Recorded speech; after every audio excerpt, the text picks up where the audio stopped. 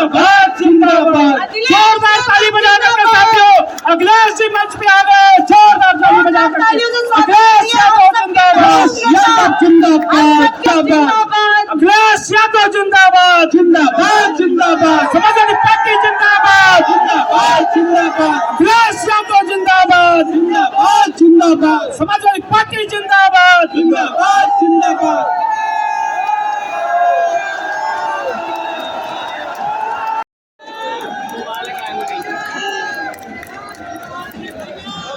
स्वागत करें।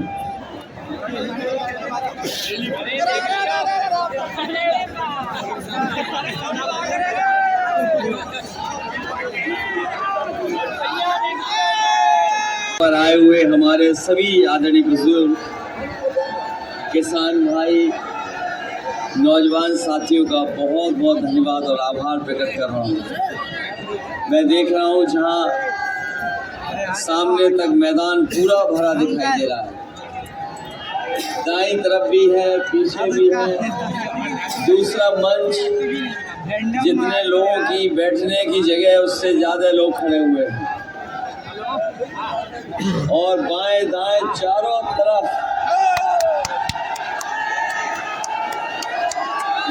ऐतिहासिक रैली जो चारों तरफ हमें लोग दिखाई दे रहे हैं, ये हमें भरोसा दिला रहा है कि सब वर्ग और सब समाज के लोग मिलकर के इस बार नीरज मौर्य जी को ऐतिहासिक वोटों से जिता करके लोकसभा में भेजने जा रहे हैं।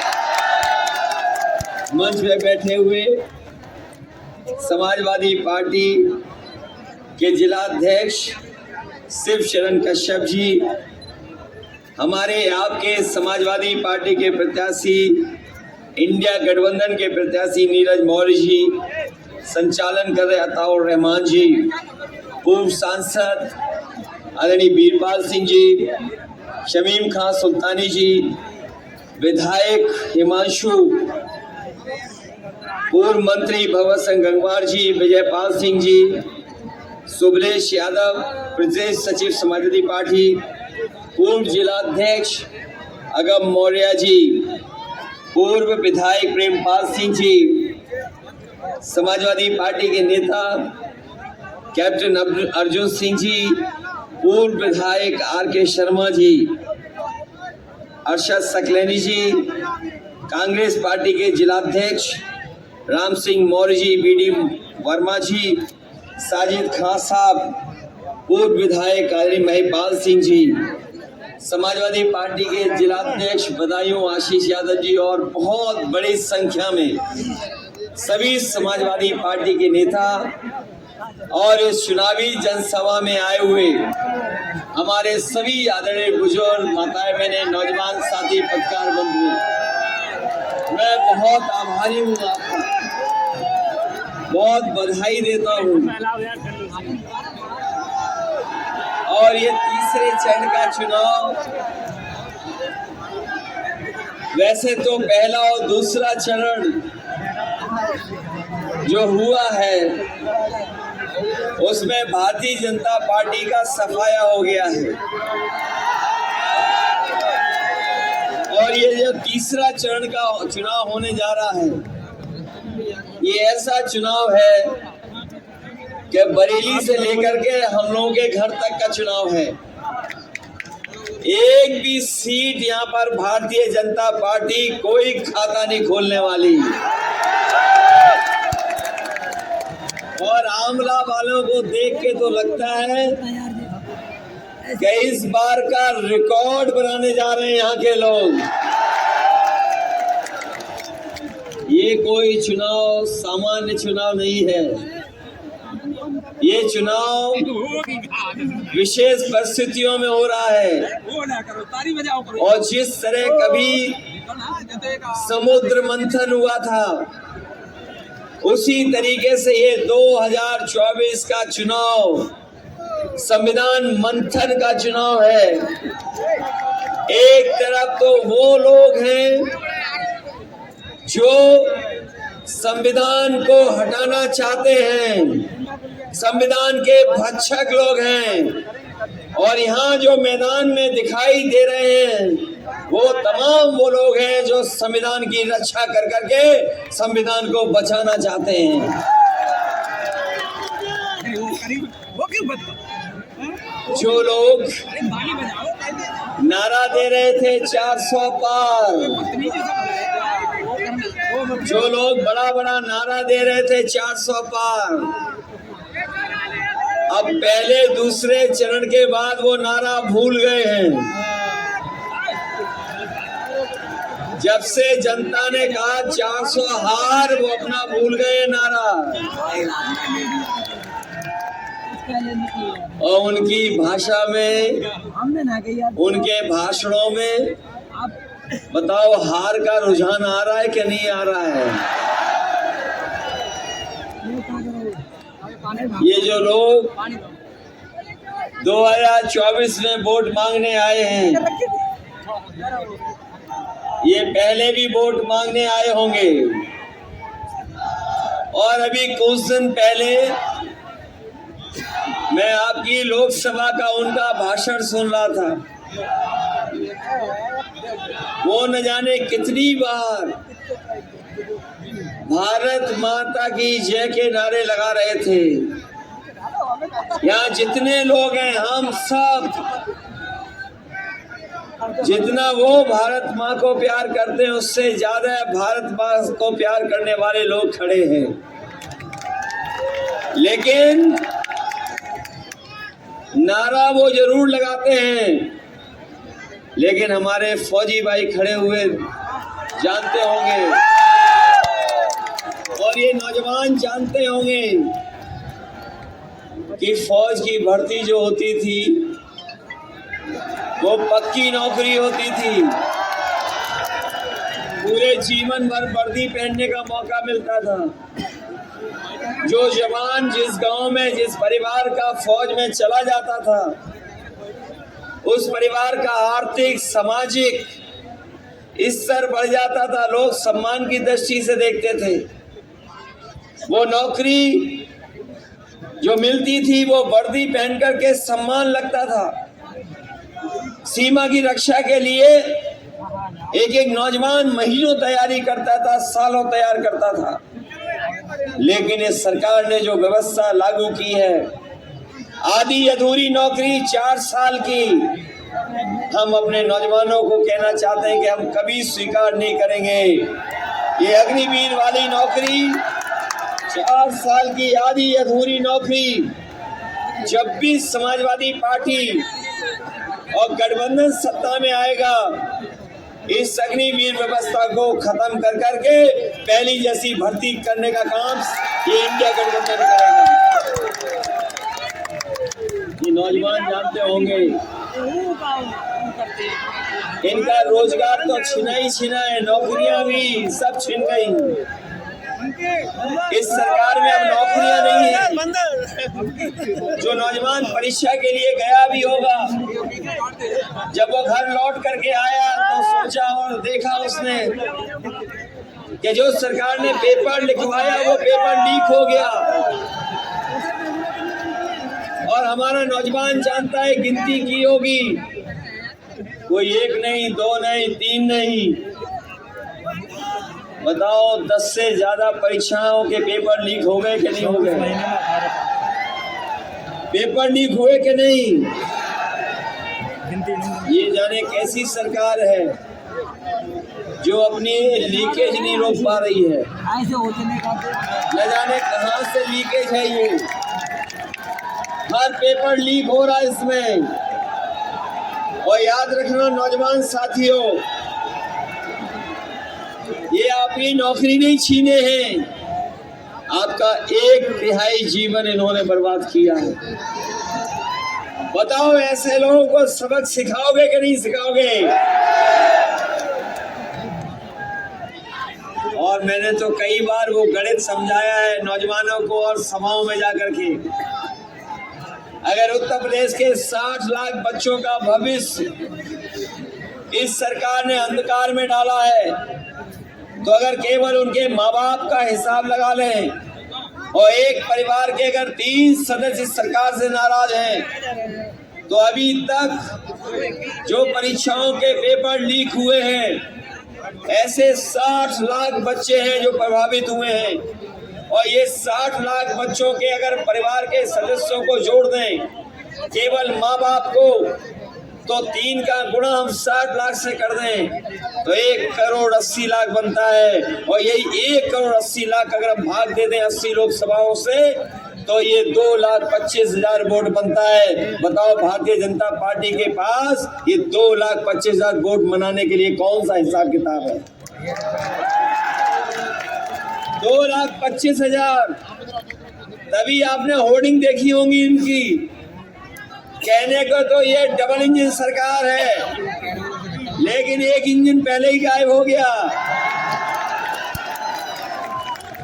और इस क्षेत्र का चलने वाला इंजन तो बहुत खराब वाला है। बताओ, ये खराब वाला इंजन बदलोगे कि नहीं बदलोगे?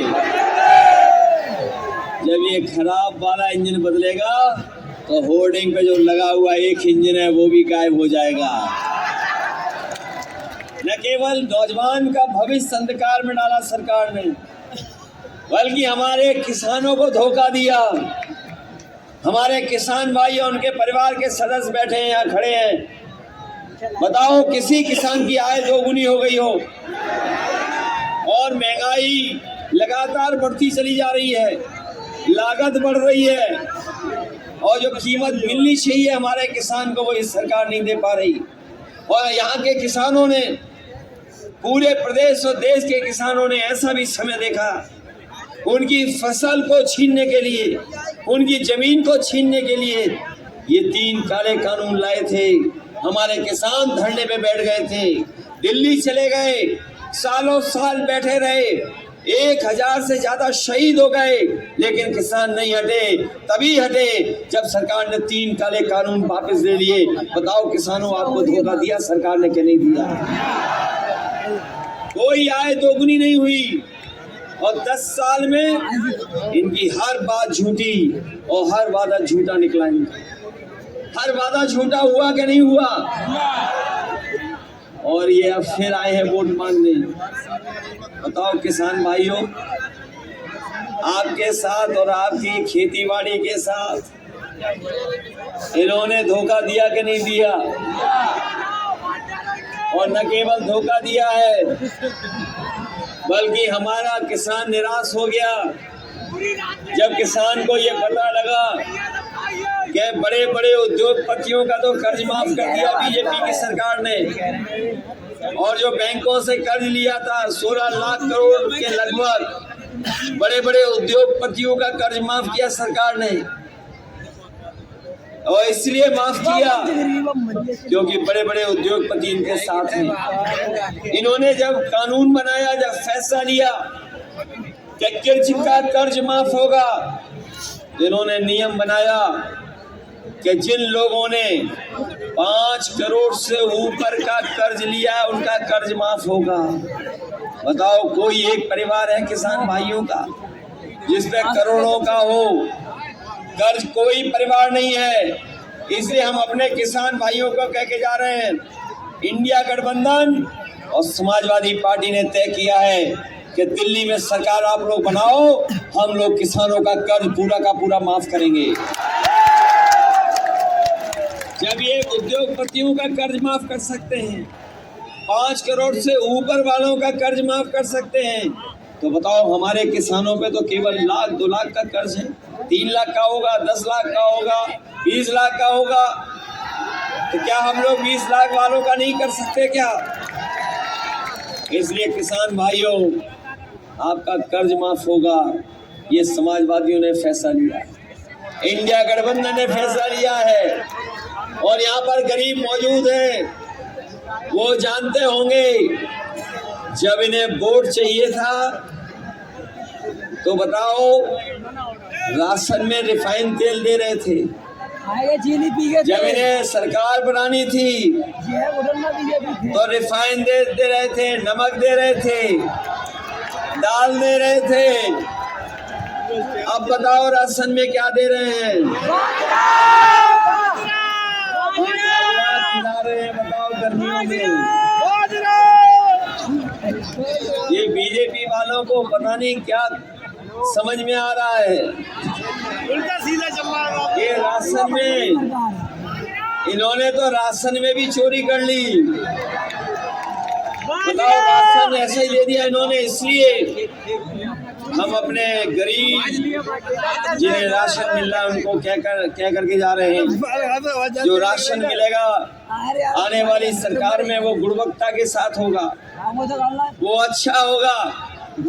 और गुणवत्ता के साथ साथ जो राशन मिलेगा उसके साथ साथ हम लोग आटा, जो बड़े बड़े संपन्न लोग खा रहे हैं बाजार का खरीद करके पैकेट का, जो बाजारों में बिक रहा है पौष्टिक स्वादिष्ट पैकेट वाला आटा, हम लोग आटा के साथ साथ अपने लोगों को डाटा फ्री देने का काम करेंगे। क्योंकि जितना राशन आटा जरूरी है उतना ही बताओ डाटा जरूरी है कि नहीं है। और डाटा इसलिए देंगे, जब पहली बार मोबाइल लिया होगा तो डाटा फ्री रहा होगा। बताओ फ्री था कि नहीं था? और जब आप चलाना सीख गए तो बताओ पैसा वसूलना शुरू हो गया कि नहीं हो गया? और जब कोविड कोरोना आया था, बीमारी में जो संपन्न लोग थे उनके परिवार के बच्चों का किसी का साल नहीं खराब हुआ। वो ऑनलाइन पढ़ाई कर लिए, कंप्यूटर से पढ़ लिए, मोबाइल से पढ़ लिए, उनके बच्चों का साल नहीं गया। लेकिन हमारे गरीब परिवार के बच्चों की पढ़ाई नहीं हो पाई, क्योंकि उसके पास ना अच्छा मोबाइल था, ना अच्छा कंप्यूटर था, ना लैपटॉप था। इसलिए उनके बच्चों का एक एक साल, दो दो साल चला गया। और अभी आपने अखबारों में पढ़ा होगा, अमेरिका के एक बहुत बड़े व्यापारी जो कंप्यूटर के कारोबार करते हैं, कारोबार उनका कंप्यूटर का है, वो दिल्ली में आकर के प्रधानमंत्री से मिले थे। उन्होंने कहा कि भारत में जो टेक्नोलॉजी की वजह से जो लगातार संपन्न लोग टेक्नोलॉजी के साथ आगे बढ़ रहे हैं, जो डिजिटल डिवाइड पैदा हो रहा है, उसकी भरपाई होनी चाहिए।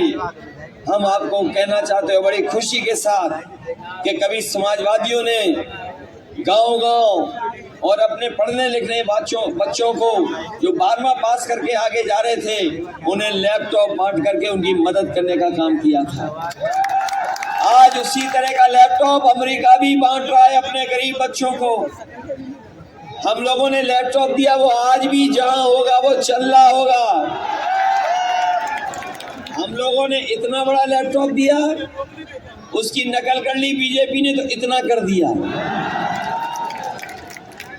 और हमारा लैपटॉप दिया हुआ जब खुलता था तो नेताजी और हम लोगों की तस्वीर दिखती थी, उसकी भी नकल कर ली इन्होंने। लेकिन जब चलाते हो तो उंगलियां घिसते रहो, चलता ही नहीं है। बताओ खराब वाला दिया कि नहीं दिया? और नकल की कि नहीं की? इसलिए हम लोग डाटा फ्री देना चाहते हैं, जिससे हमारे गांव के परिवार के बच्चों को भी और जो आम लोग हैं जिन्हें जानकारी हासिल करनी हो, अरे परीक्षा के बारे में सूचना जानना हो, या कंप्यूटर या लैपटॉप या मोबाइल चलाना हो, इसलिए आटे के साथ साथ डाटा भी फ्री देने का काम करना है।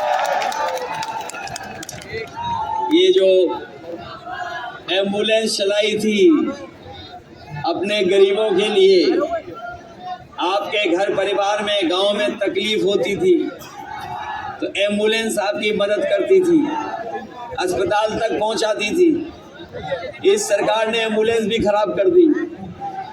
हो गई खराब कि नहीं हो गई? और ये जो 100 नंबर दी थी पुलिस वाली गाड़ी, ये 100 नंबर जो हम लोगों ने दी थी, ये व्यवस्था इसलिए लागू की थी कि हमारे गरीब और गांव के लोगों को थाने और चौकी पे ना भागना पड़े। गरीब अगर परेशानी तकलीफ में हो तो जब वो 100 नंबर मिलाता था तो उसकी मदद के लिए 100 नंबर वाली गाड़ी पहुंच जाती थी।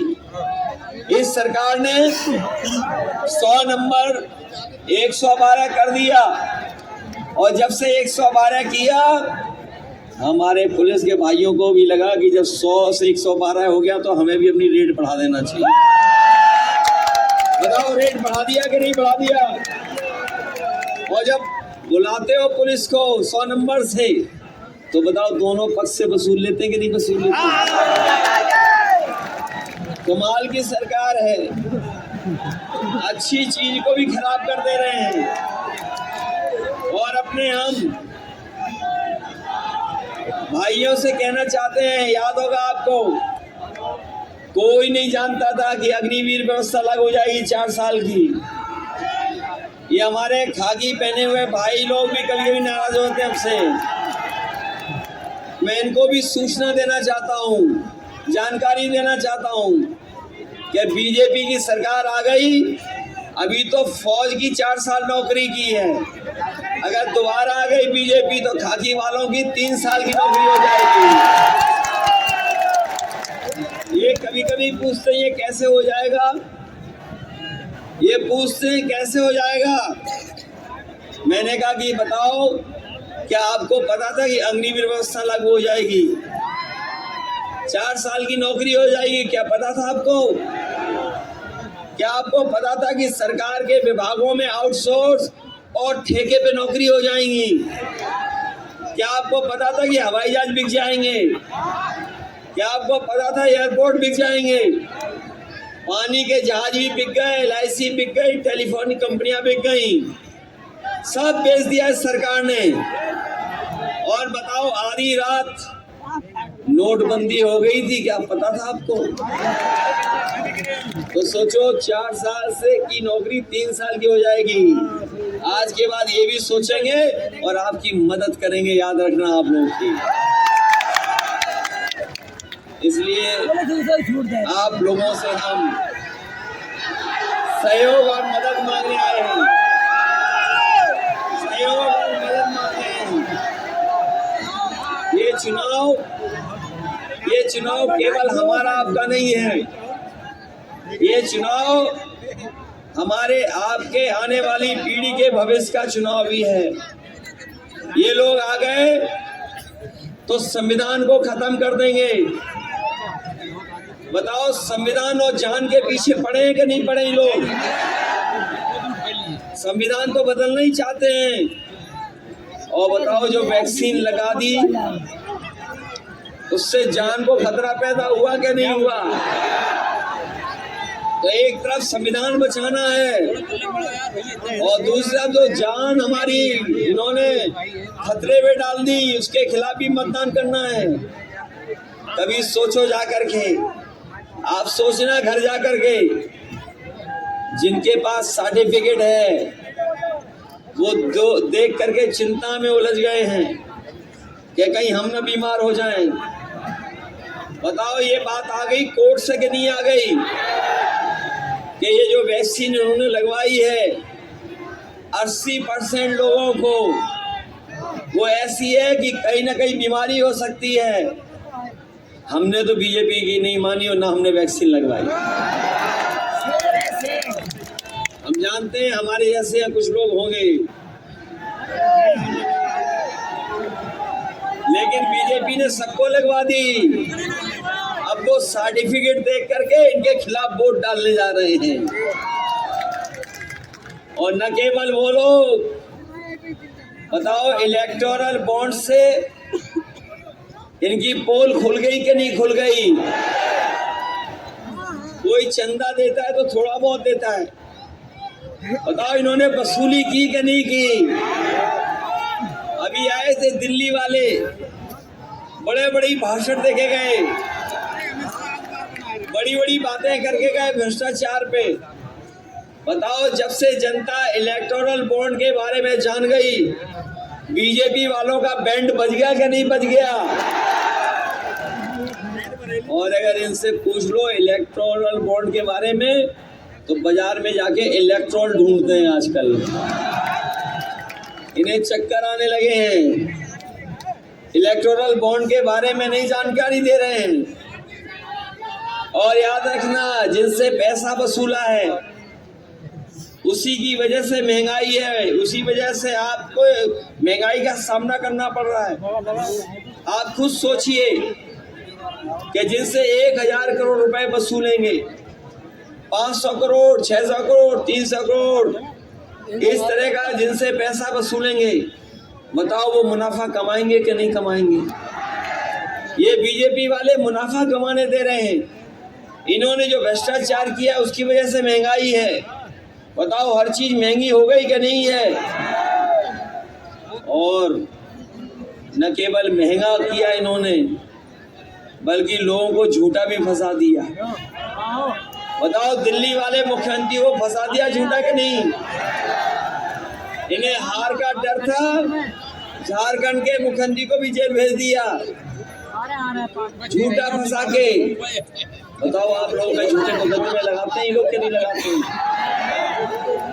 न केवल झूठे मुकदमे लगा रहे हैं, बल्कि यहाँ का जो इंजन खराब हुआ है वो दूसरे लोगों को अपमानित भी कर रहा है, दूसरी जाति बिरादरी को अपमानित भी कर रहा है। बताओ अपमानित कर रहा है कि नहीं कर रहा है?